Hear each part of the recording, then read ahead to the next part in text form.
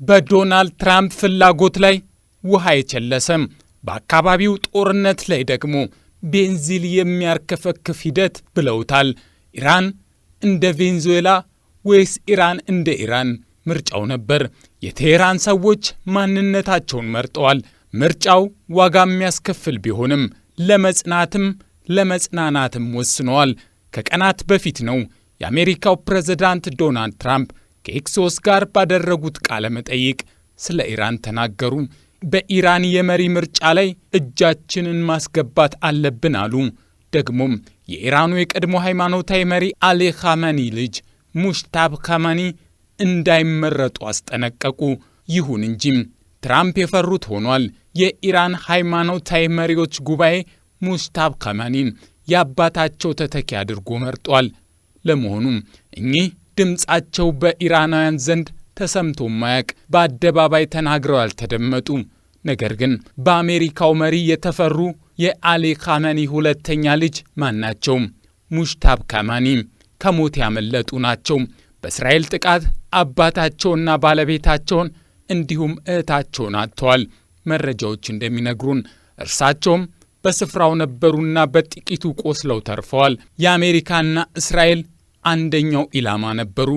እርሳቸውም በቆም እስላማዊ ልሂቃን ማፍሪያ ተምረዋል። በሀገሪቱ ሃይማኖታዊ መሪዎች እርከን በመካከለኛ ደረጃ ላይ የሚቀመጡ ቢሆንም በተለይ ከአውሮፓውያኑ 1992 ወዲህ ግን የአባታቸው የሚስጥር አማካሪ እንደሆኑ ይነገራል።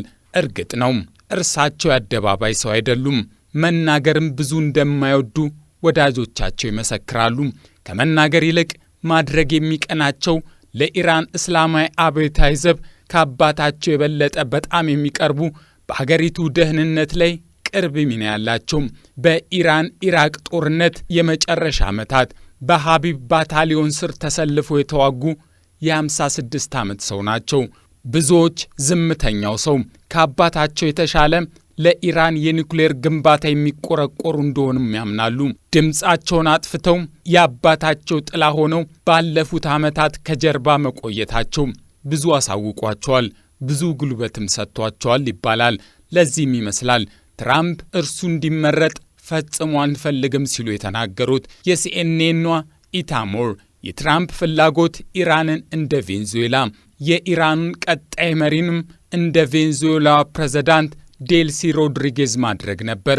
ዴልሲ ዛሬ የዋይት ሃውስ ሰዎች ሲጠሯቸው አቤት፣ ሲልኳቸው ወዴት እያሉ ነው።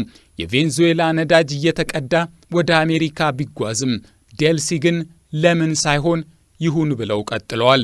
እንደ ኢታሞር ይህ ግን በኢራን እንደማይሆን ግልጽ ነበር ትላለች።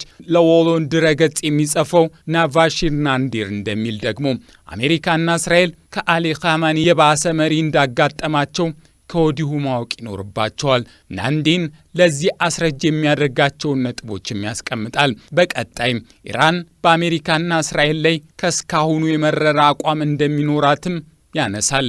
የዚህ ምክንያቱ ደግሞ ሙጅተባ ኻሜኒ ናቸው። እርሳቸው የቆሰሉ ናቸው። ቤተሰቦቻቸው በእስራኤል ጥቃት ሞተዋል። ይህ ለትግላቸው ትልቅ ጉልበትና እልህ እንደሚጨምርላቸው እርግጥ ነው።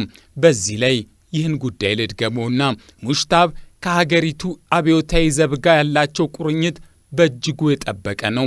የሀገሪቱ የደህንነት ተቋማት አካባቢም ጥላ ሆነው ሲያገለግሉ ቆይተዋል።